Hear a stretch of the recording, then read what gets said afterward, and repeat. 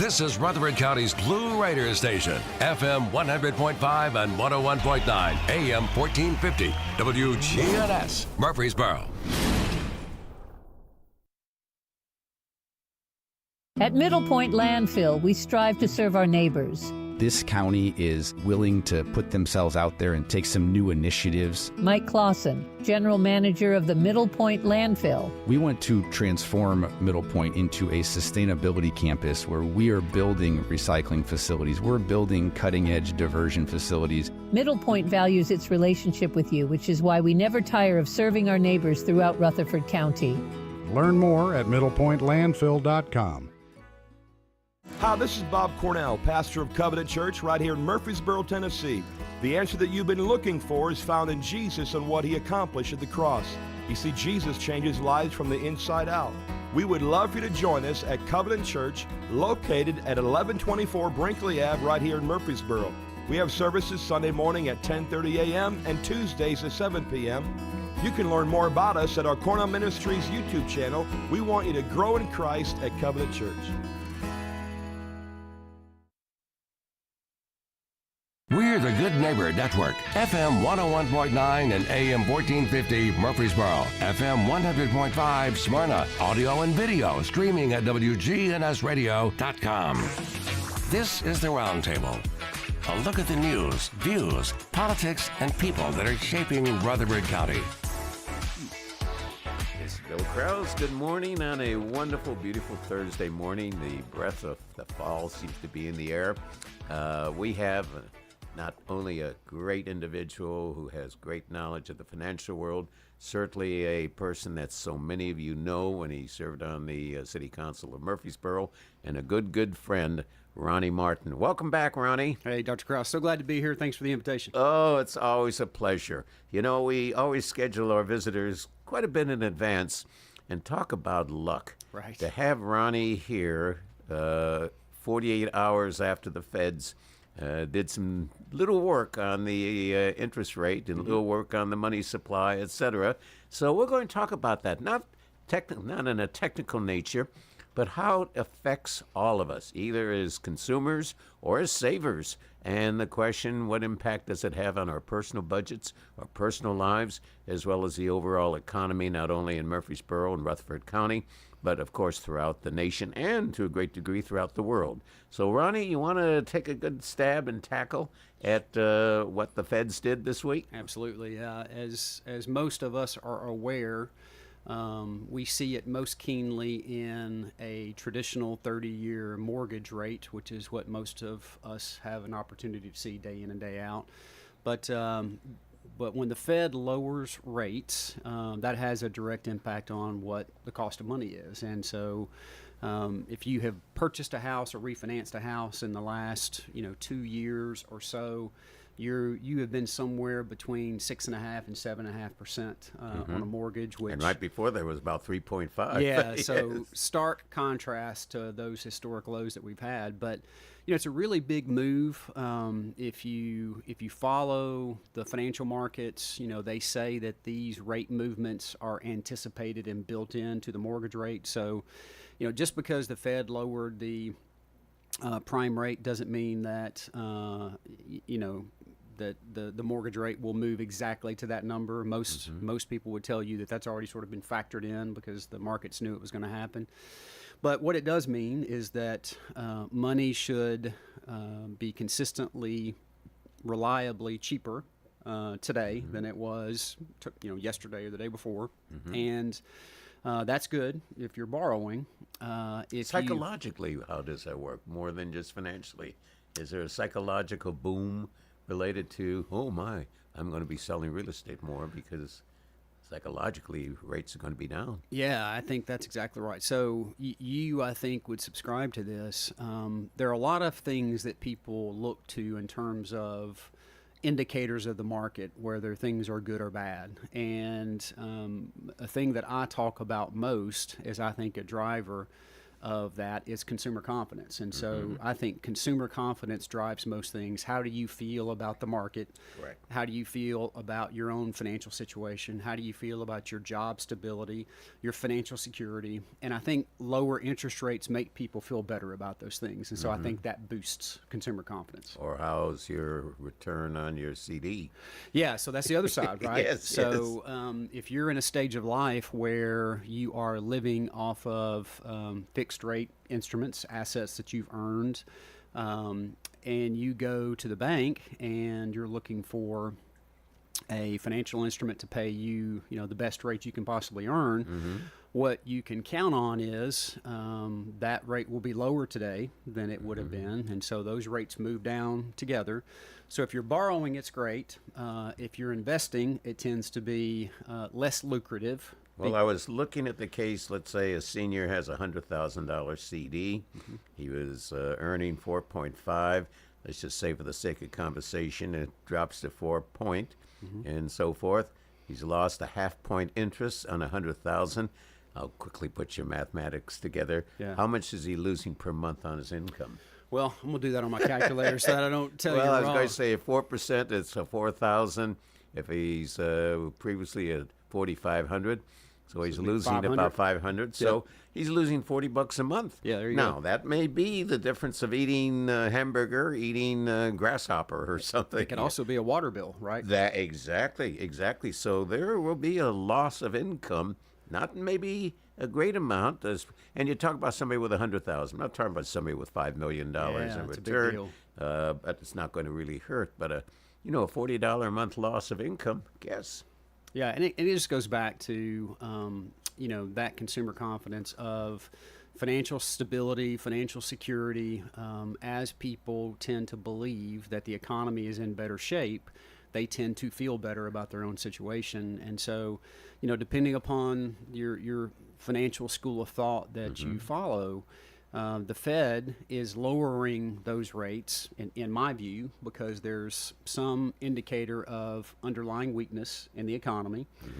So it can be a little counterintuitive, right? Sure. So people feel like rates are coming down, that's going to make them feel better. Not election related, is it? Well, there you go. So that's the big mystery. So how Yes. much of that is influencing what's going on? And a lot of people feel very passionately about that. I mean, probably 50% of the people that I talk to about anything that's going on in the economy, when it's an election year, Yeah, that it's a comes whole up new- in the conversation. A whole new meaning.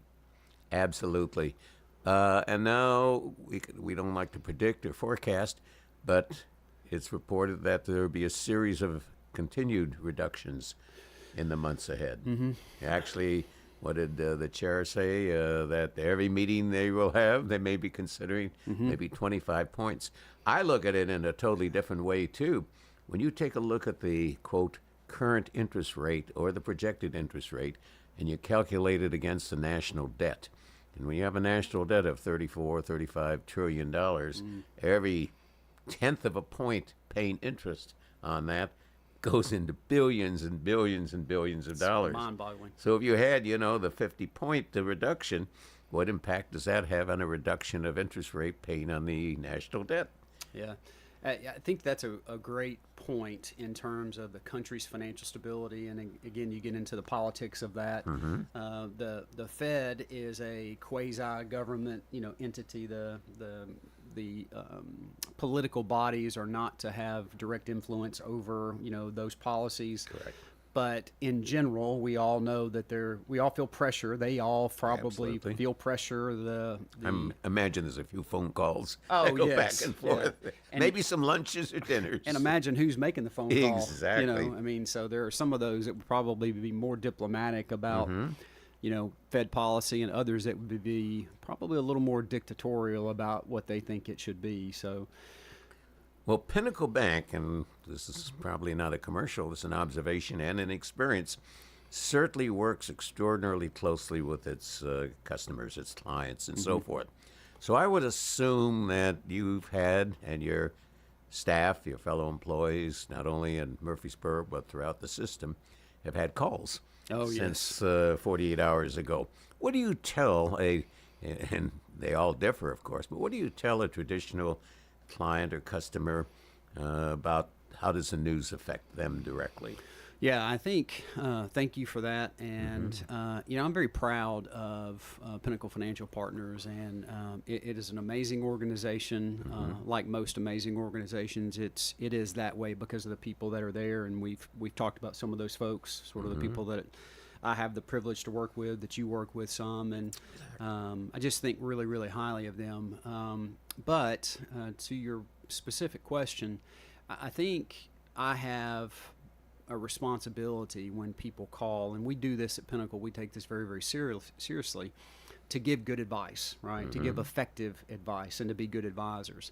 And so I think if you do not understand your clients and their business and their goals and what they're trying to accomplish, it's very difficult to give them good advice. And so, if you take an individual brushstroke approach to each client, I think it gives you the opportunity to really be effective and make a difference in their life. And so what I mean by that is, if you're in a stage of life where borrowing helps you create income for yourself and for people that you employ and for a business, then the advice I might give would be very different than someone who is retired and is living off the income, right? And so you've got one that's borrowing money, you've got one that needs to earn money. And so even within that nuance, if you have a borrower that is is running a business to provide an income for themselves and pay employees and that kind of thing, do they have a 3-year window, a 10-year window, or a 15-year window with which they're operating the business? And so you've got short-term financing needs, long-term financing needs, and really balancing a good financial structure to what they're trying to accomplish to make sure that we don't get too heavy in short-term debt or too heavy in long-term debt, that there's a balanced plan. That's the sort of thing that we try to do, to say, hey, tell us what you're trying to accomplish. Tell us what you're specifically wanting to do in terms of your financial goals, your business goals. And so it's not just hey, our money is 8% and we're paying 4%.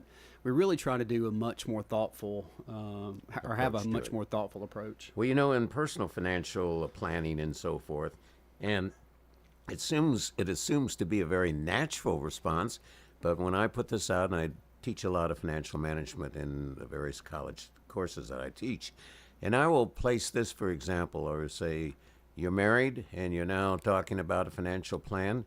Do you involve your spouse in the direction? Yeah. Does your spouse input into the direction? Do you have a common short-term and a common long-term goal? And they may conflict. The question is, do you buy that car that you really want, or do you buy a much less costly car and put the difference in an investment long-term? As you get older, you begin to think, what kind of financial planning are you doing for your children, grandchildren? Not only have a good trust, not only have a good advisor, but specifically say, these are queries that are put forth when you do a financial plan on long-term.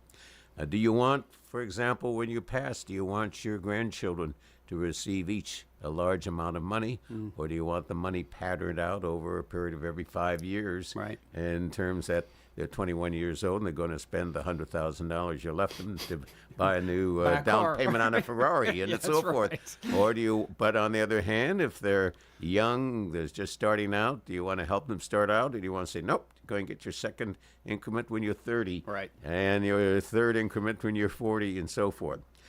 We take a look also in terms of the financial. If you were talking to a brand new person who just got a job, they just graduated, let's say from MTSU, and they're now saying, okay, I really never talked to a person in banking. Oh yes, when I was a little kid, I would take my savings from my piggy bank and take it to the teller and have it deposited in my $5 account.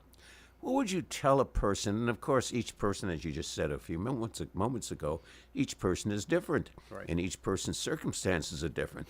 But I'm not quite sure if people even know their own financial goals. No, it's so true. Do true. they think about it? Do they talk about it?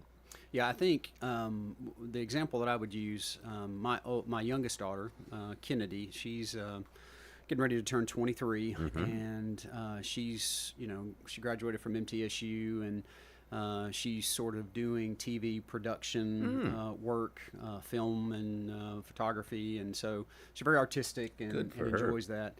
But that's not a W-2 40-hour week gig. She's doing 1099 work, 2-3 days a week, and then she's doing some other stuff. But to your question, she asked me, she said, do you think I should start saving some money for retirement? So great opportunity even inside my own house to start having that conversation. And I told her, and what I would tell all younger people who have recently graduated,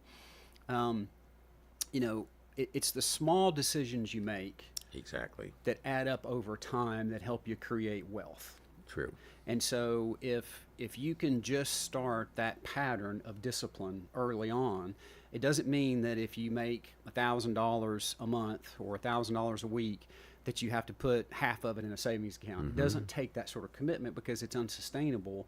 What it takes is the discipline to do the same thing over and over and over and over again, and those things add up. And so I would tell you, for those within the income limits, which most college graduates are going to be, a Roth IRA is an excellent investment vehicle that uses after-tax dollars that, as you invest over a long period of time, that growth is tax-free.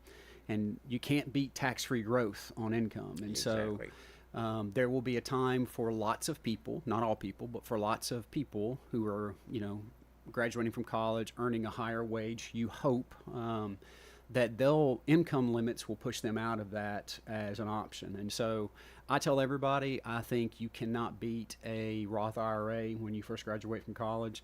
The only exception to that might be if you are working for a company that does a 401k match. Take advantage of that match. That's free money. It is. So the only thing better than deferred taxes is free money. Exactly. And so I would always match, maximize that 401k contribution to capture that free money.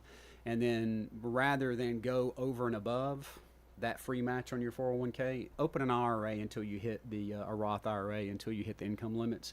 Because I just think the combination of those two things works well. Well, an interesting comment to relate to that. In some of the college success classes I teach, not only at Mount Lowe but several other schools, I ask them to do a budget. You just got the new job, your take-home pay is $3,000 a month. Start the budget. 99% the first item they put is housing. Yes. Your rent. What you're going to do? I said, no. Not even related to a church affiliation, but tithe yourself 10% before you begin. So if you have $3,000, first thing off the top is $300, no matter what the vehicle may be. Then you calculate your net budget.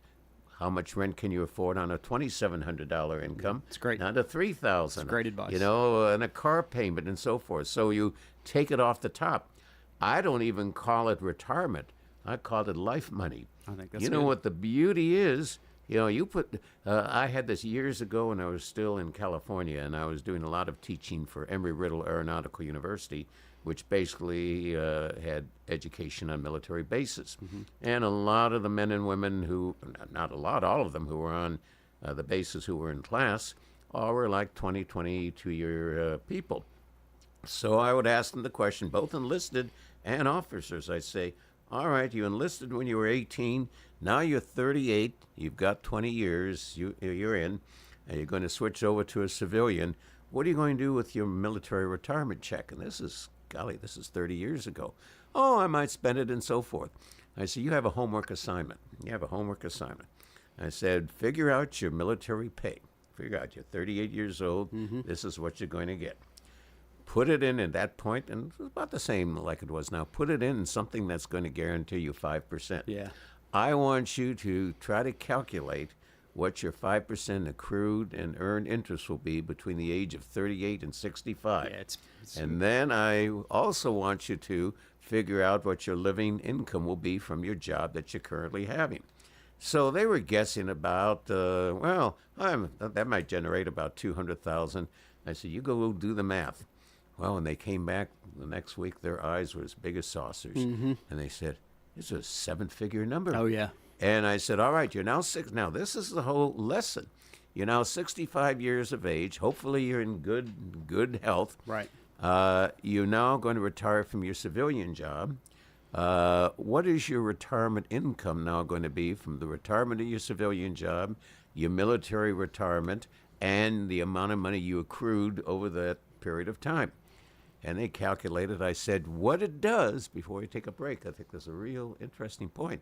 I said, you now have a superb income after age 65 to be able to live like you like to, enjoy your children and grandchildren and even perhaps great-grandchildren with no worries about income. That's great. So you're building the peak on top of the mountain. So now, if you're not in good health, that's certainly going to be a liability, but you make it work for you. Make money work for you. We're with Ronnie Martin, Senior Vice President of Pinnacle Bank, a great organization here in Rutherford County and throughout much of the South, and we will be right back.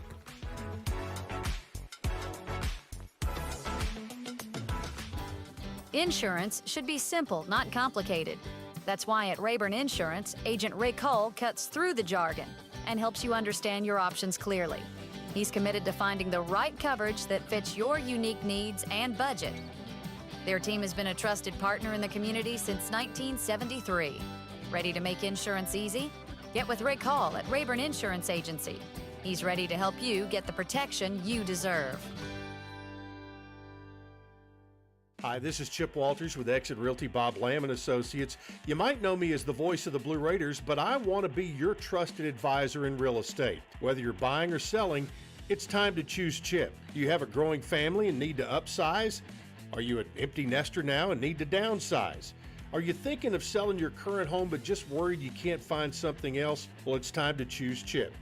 I'm looking to be your trusted advisor in real estate. I'm Chip Walters with Exit Realty Bob Lamb and Associates.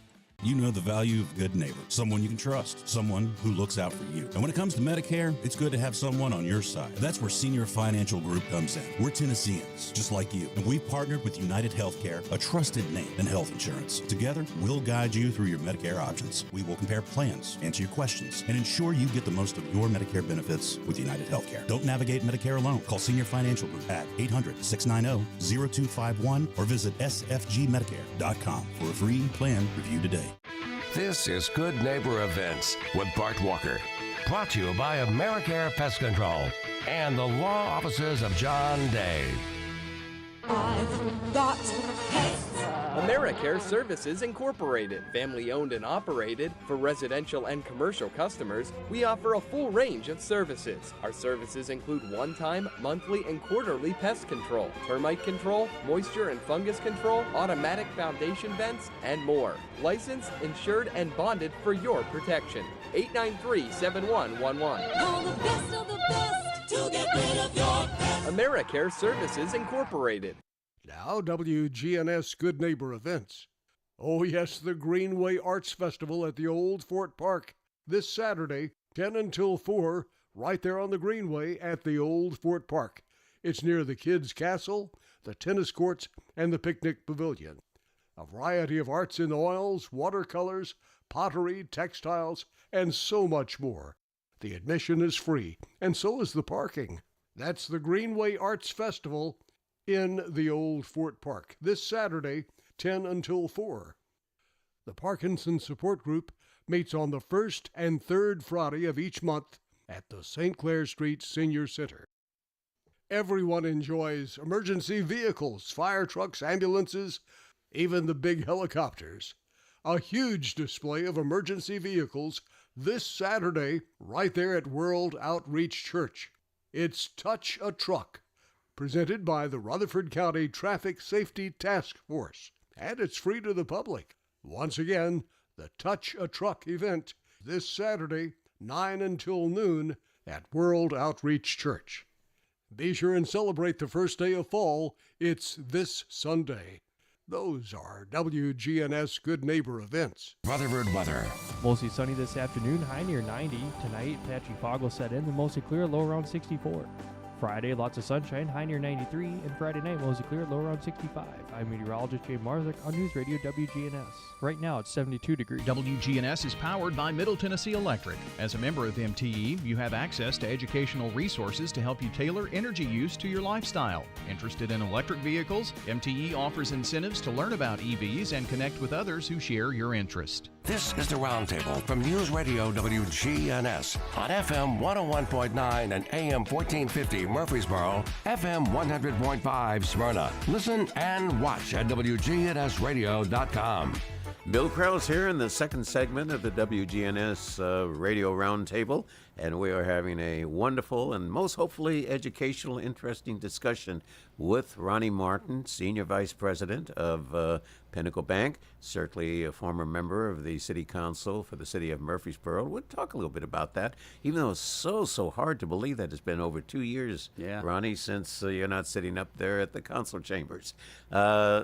What are some of the negatives, as you were saying off the air, bad investments for a person coming out of college?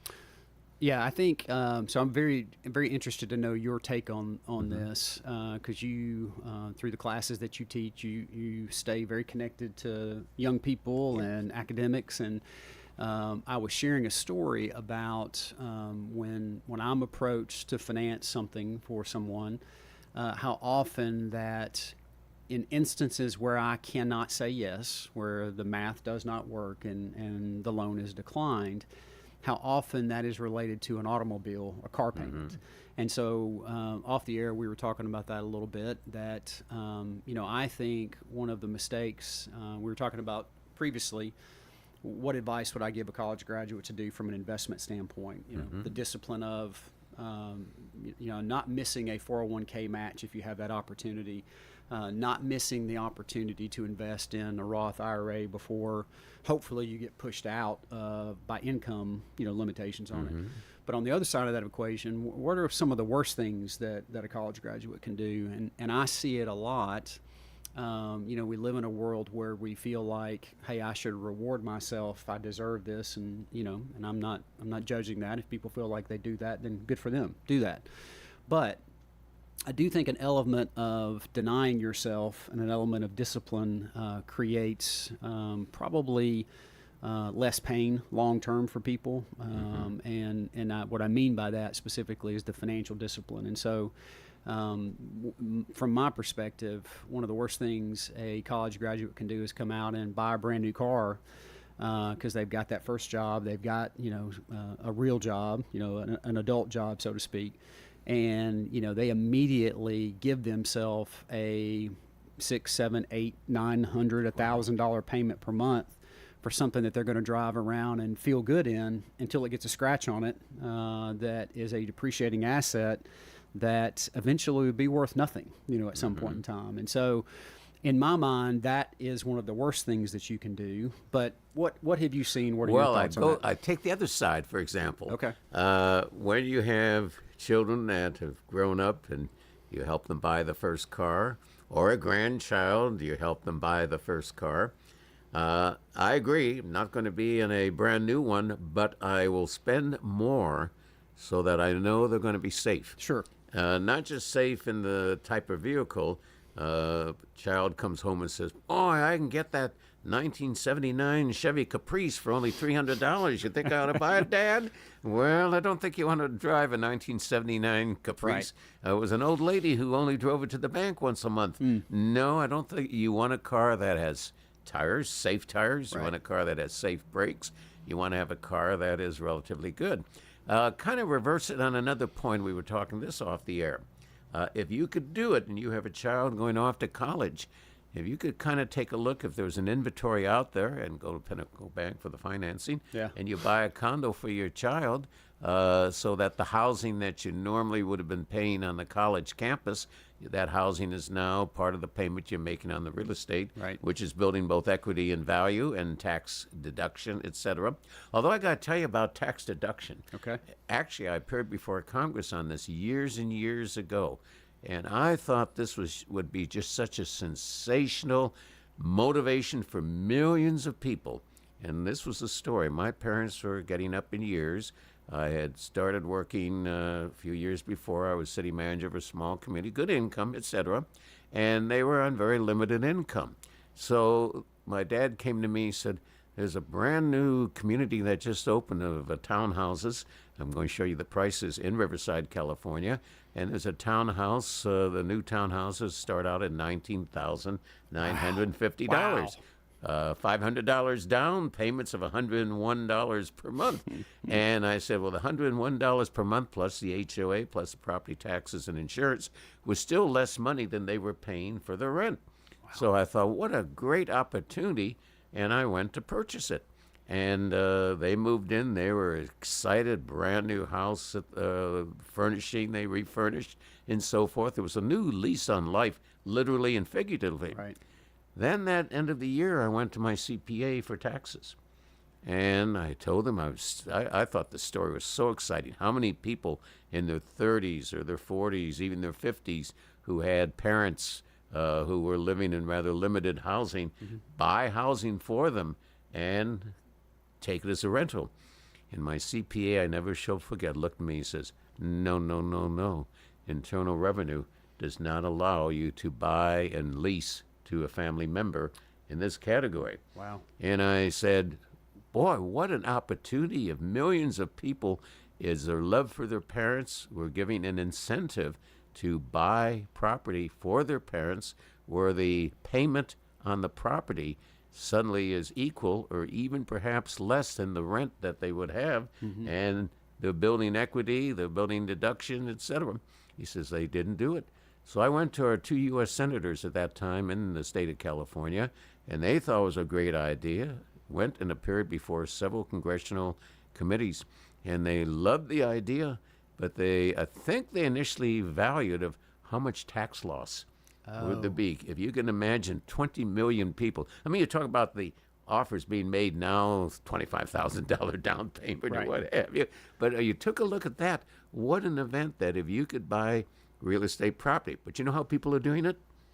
Because in many cases their parents have a different name than their name. So Joe Doing Doing leases it to his mother, Mrs. Kulula, and Mrs. Kulula, IRS never checks the fact that Mrs. Kulula is the mother of Joe Doing Doing. How interesting. So that's part of this whole situation. I also have to tell this other story again when I was teaching classes for military.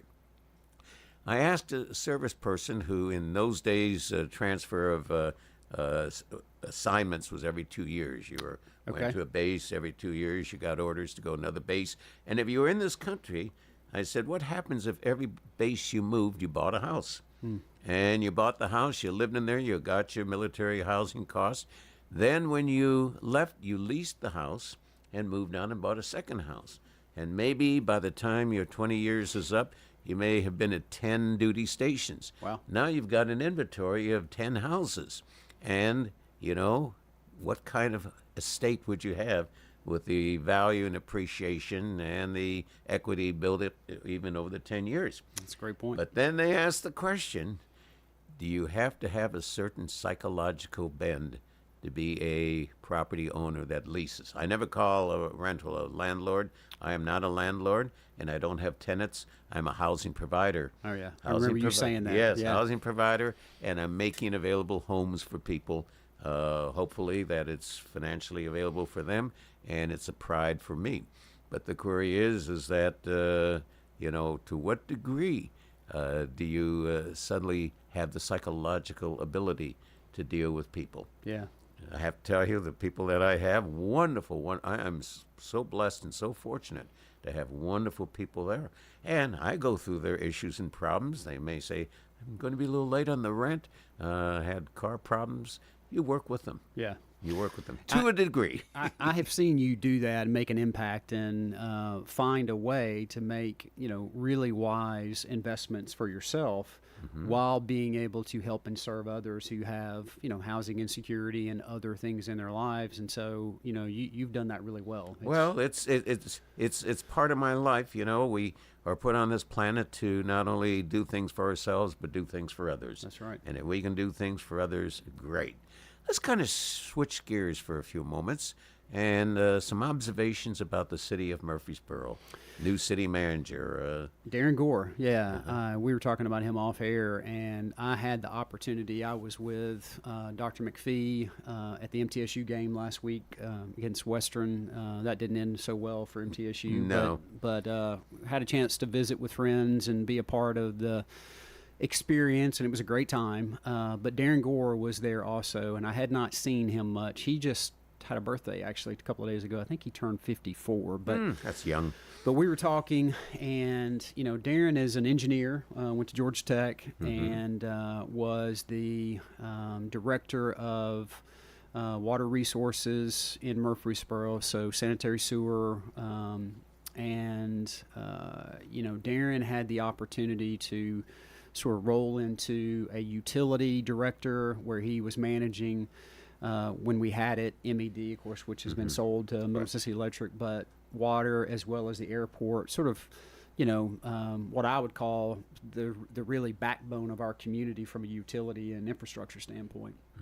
But very well suited for that, not just because of his technical background and him being a smart guy, but just, a strong man of faith, a man that studies leadership and cares about people, and has really good, what I would say a really good moral compass. And people sense. Yeah, very people smart. Very, very people smart. And I think it's such a unique combination of when you can find somebody that is high IQ and very technical, but to the point, being people smart also and having the capacity to lead an organization.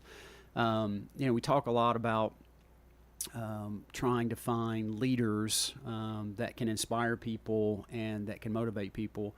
And look, Darren's not perfect, just like who is Ronnie's not, and Bill's not, and all that sort of stuff. I thought I was.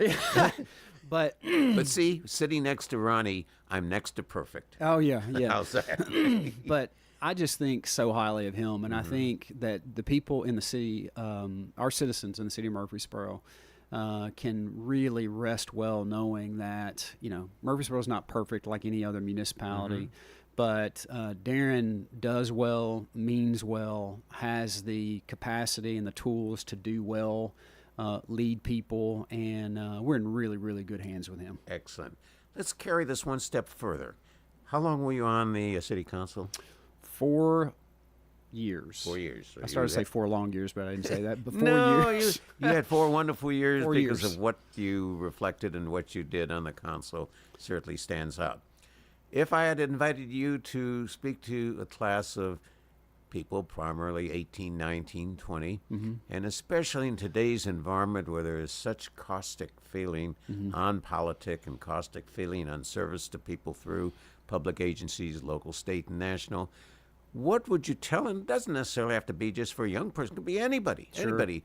Not just to get involved because it's fun. What would you tell them about getting involved? That you don't know and can't know what you don't know and can't know. That it grows you and teaches you much more than you think it's going to. And so, most people, I believe, get involved in politics for good reasons. They're passionate about something. They want to serve others. They have some gift to add to the mix of technical competency or experience. And, you don't have to be 50 or 60 or 70 to do that. You can do it at 20. Anybody that wants to serve. Do you know how many council members in the United States there are between the age of 18 and 20? No, sir. 4,812. Wow. That's great. I think it's amazing. Isn't it? Yeah, I think it's amazing. 4,812. But it's never too soon to be involved. You're never too young to be involved. And no matter what you think you're going to bring to the table, the experience will impact you dramatically, and you'll learn more than you can give. As soon as we come back after the break, let me share a story with you of what got a person involved in a totally strange way and how they became successful as a result of it. We'll be right back. See you in a moment or two.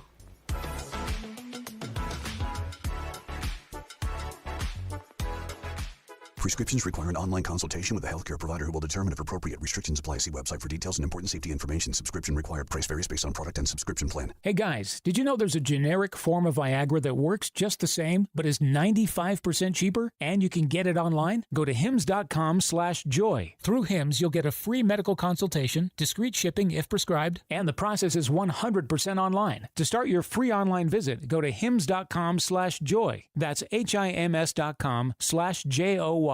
Retired or retiring soon? How much money do you need to live comfortably? Retirement Planners of America is here for you. Would you like to have financial peace of mind? Here's how. Step 1. Find out the amount of money you'll need to retire. Step 2. Have a plan to get there. Step 3. Make sure that plan can take advantage of market gains but protect you from market losses. Discover how to do all three with a free consultation at 800-508-6108. That's 800-508-6108. All investments involve risk, including losses. Past performance does not guarantee future results.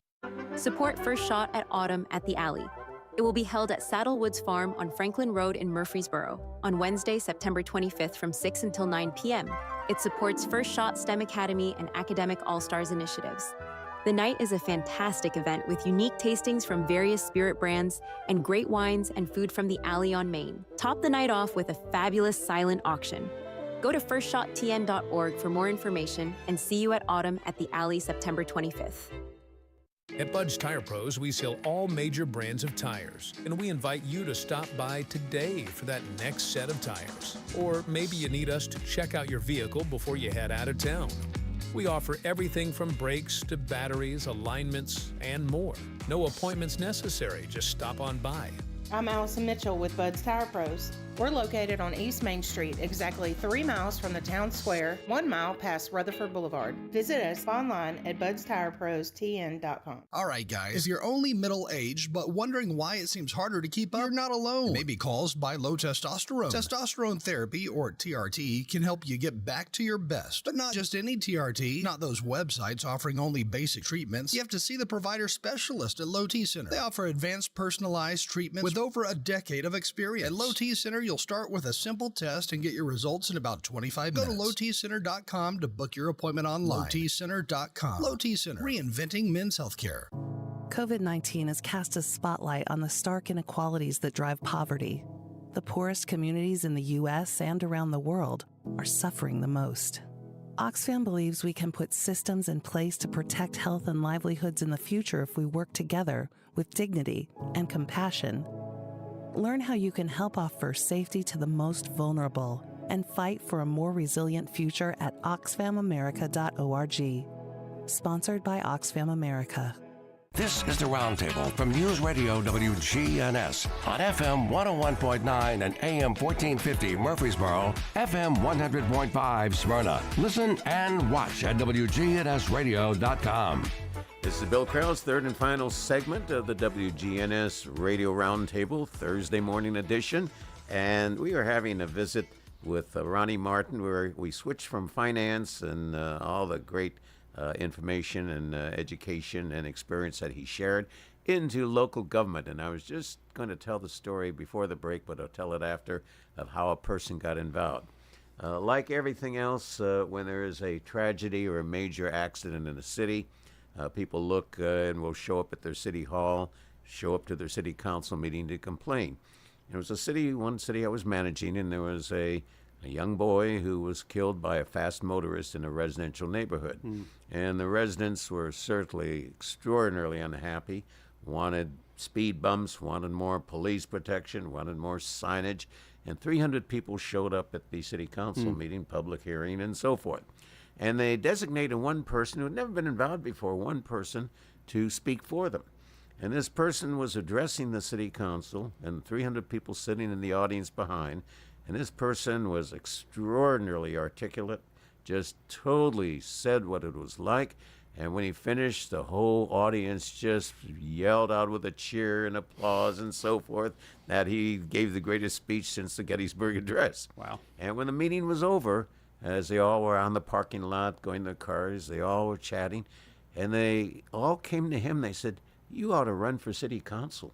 You would just be so phenomenal." And all these people start gathering around. Well, we'll put up money, we'll put up signs, we'll knock on doors, we'll make calls, and so forth. And the individual said, well, okay, we need a good spokesman. He ran and he was elected and served on the council, both as council member and mayor, for like 25 years. Wow. All because he was there in time of a crisis and was able to articulate.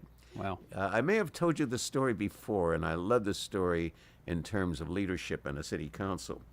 I had one city council that council members were on for years. Two of the members sat next to each other at the council table. Off the council meeting, they were friends. But the council meeting, they always argued. Never got along, always argued. And I was concerned, as a city manager, you want unity, you want maybe diversion, but you don't want dissension. So one day I said, I'm going to take these two guys out to lunch, and I'm going to find out what necessarily is triggering this. So we were sitting at a table for four, the three of us, and I noticed, they really weren't paying attention to each other. So I said, would you guys do me a big favor? Change seats. Change seats. So they changed seats. The conversation immediately changed to very positive and encouraging. What I found out was one council member's right ear, he was almost deaf and he didn't realize. The other councilman's left ear, he was almost deaf and he didn't realize. That's such an amazing story. And when story. they sat next to each other, they couldn't hear each other. Oh, wow. So at the council meeting, I said, switch your chairs. They were fine for years after. It's such a great story and great point. But the other piece of that is the thing that makes that so interesting is they couldn't hear each other. Exactly. How often with perfect ears do we have conversations with people and we're not hearing each other because we're so concerned, we're so embedded in our own perspective and our own point of view that even though our ears work just fine, we can't hear the other person. Well, it's also, I will tell students what's the difference between hearing and listening. Ronnie Martin's walking down Church Street and somebody's walking toward him, and Ronnie says, how are you doing? And the other person says, I'm dying of cancer. Ronnie says, great, have a wonderful day. Yes. Ronnie heard that person, but he did not listen to that person. Yeah, great point. Do we listen? In terms of politic, in terms of people who come to the bank, in terms of life itself, do we truly listen to people? That's a great point. Do we hear words that may say something more, sorrow, that we're not aware of? Do we hear words that may say anger that we're not aware of? Right. Or we particularly take that. So, Murfreesboro's going to go through a new census. I wasn't aware of that. I learned that. That Brian had shared with us. Does more people, added people, does that make a city great? Yeah, as someone who has adopted a small town urban lifestyle, I live on Lytle Street and I work on Lytle Street, and so I walk about 3 blocks to work most days, and so I have a vehicle. It's not a nice vehicle, but when I need to drive it, I drive it. But you don't have payments on it. But I don't have payments on it. Never had payments on it. Good. But I very much like the idea of a more planned urban community.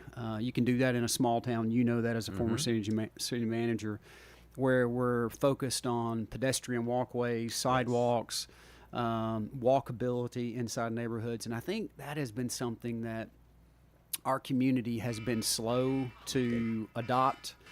I think that people did not believe that Murfreesboro was going to be a place that people would walk to eat or they would walk to shop.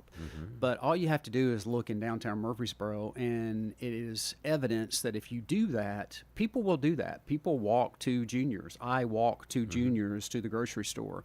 I walk to restaurants downtown. I walk to work. And I just think it takes time for a community to sort of, just like it takes time for people to get to know themselves, it takes time for a community to really get to understand what it's going to grow into. And I think as we continue to grow, I think the census will show that we are continuing to grow. I think our communities need to continue to be planned around a mixed-use type development. Doesn't mean that we have to be, 100-story skyscrapers. I know people may not want that, but you look at the growth in the Avenue area of town.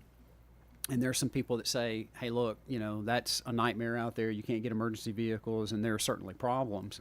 But if we had had a vision, we did have a vision, if we had had a vision for what that could be long term, and it's hard to know. Oh, absolutely. 50 years in advance what something's going to look like. I'm sure everybody would love to have that crystal ball. But as we have continued to grow, there is a lot of walkability out there, and people get upset about apartments and the density that is out there. But if you go out there, there are people on bikes, there are people on scooters, there are people walking from apartments. Walking dogs. Yeah, I mean, it's just where I think we're headed, because there is a limited amount of land as a resource to develop. And, but ultimately, the community leaders and the community have to decide, what they're going to be. And then I think the development plan has to unfold according to what they want to be. I always look at Murfreesboro, and I'm not a resident, but I've now been associated with Murfreesboro. It's hard to believe, about 7 years. And I look at Murfreesboro as a collection of villages.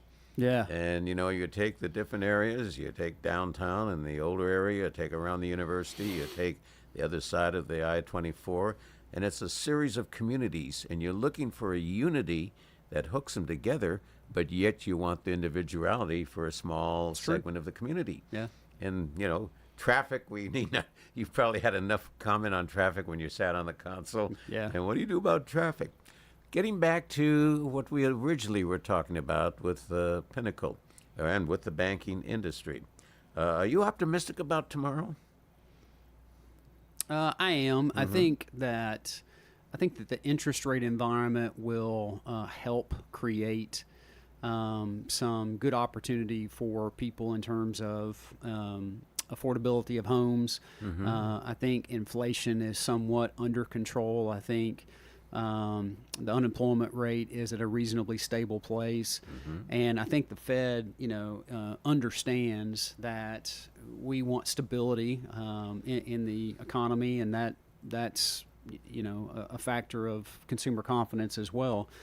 And so I think that the lower interest rate environment will give some people some encouragement to potentially buy, which is good, and the cost of money is going to be cheaper, which is good. And I think that promotes business growth. It promotes business investment. And if there's business growth and investment, there are more jobs to go around. The thing that we have to be so delicate about, and it's so easy to be critical of government officials and the Fed and all those sorts of things, but there's a balance between a super hot economy and a super cold economy. And if you had your preference, most people would say, hey, I just want it to be good all the time. Stable, yep. It doesn't have to be great all the time, but I don't want it to be terrible.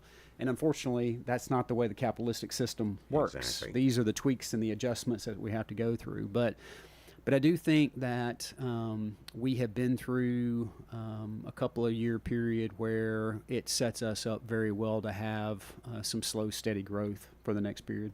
Well, there's one word that I could best describe Ronnie Martin from two different vantage points in my two different experiences with Ronnie Martin, both from a senior vice president at Pinnacle and both as a way of being one of the members of the city council for a period of 4 years.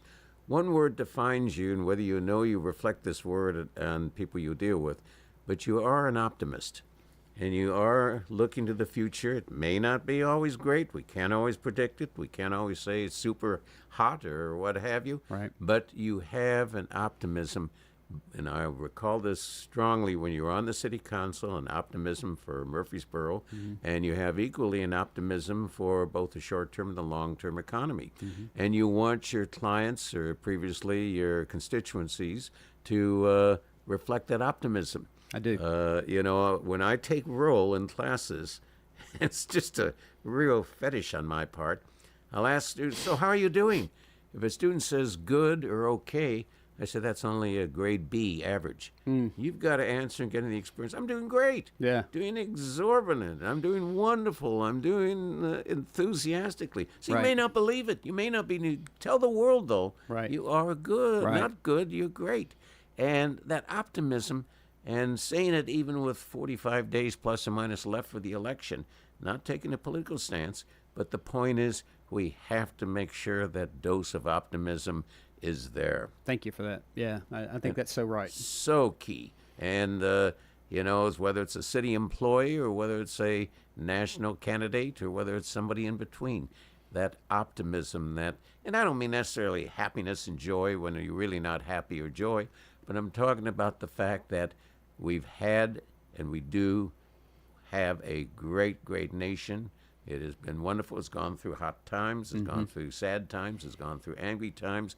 But we do have the greatest nation in the world, have the greatest nation in the history of the world. Yes, sir. And that should stoke our optimism. I agree. You know, there's one thing about getting older. You can remember other hot spots or division spots in this country. And if we think we're divided now, I can only look back to the mid-1960s. And we were extraordinarily divided both on the Vietnam War, yay or nay, and on civil rights, the implementation. And those were going concurrently politically at all levels of government. Yeah. And then you had it, and probably the lowest point in all my life that I can experience this country was in 1973, 1974. And that's when we had the first massive energy crunch. And when gas one day was 50 cents a gallon, and 3 weeks later it was $3 a gallon, when the embargo was from the Middle East, you talk about pessimism. We had the largest public hearing in the history of Los Angeles County. 4,000 people showing up in an auditorium Can't imagine. to oppose redevelopment. Speaking of redevelopment of Murfreesboro, this was a redevelopment agency. And I shall never forget the eyes of 4,000 people. Wow. Pessimism with a capital P. Ronnie, it has been great as usual. My Always pleasure. like to have you back. Give us a status. Yep. I hope next time I get you back with Predictive that we're going to have some other major events that your timing happens to be perfect. Keep up the super work. Thank you. Oh, I do have to. Is this public? Can I announce about What's what that? happens October 1st? Oh, you can. well, Yeah, sure. Go Yes. ahead and tell us. Yeah. You know, you've been senior vice president. We got a moment, don't we? We got a moment. Okay, tell us what happens October 1st, Yeah. which is only 2 weeks away. Well, I do know it's the beginning of a new federal fiscal year. That's but- true. Yeah. But it's also a new role for Ronnie Martin. Yeah, I'm going to have the privilege to lead for Pinnacle Bank our commercial team. We call that group our client advisory group in Rutherford County, and I'll report directly to Bill Jones and a friend and mentor of mine, Ron Carter. He's retiring. He's moving to Jacksonville. He has been in that role for the last many years, maybe 6 or 7 years. And you know, it's a tremendous responsibility. It's a different role for me. I'm used to working directly with clients. Now I'll be working with a larger team and really trying to be a resource to them and help them be successful and share things that I have learned, let them share things with me on how I can help them be successful. And ultimately what you want is for our clients to have success as we're doing that. And so it's a great opportunity for me. I'm thankful for that and really excited to work with some great people. Can I ask you, do you have to hit the I-24 every day to downtown Nashville, or do you I'm stay in gonna be- Murfreesboro? I'm going to be walking the same Oh, path, so it's really great. Not only is that good for Ronnie Martin, it's good for the community. Thank you again very, very much, and we'll see you all next Thursday morning.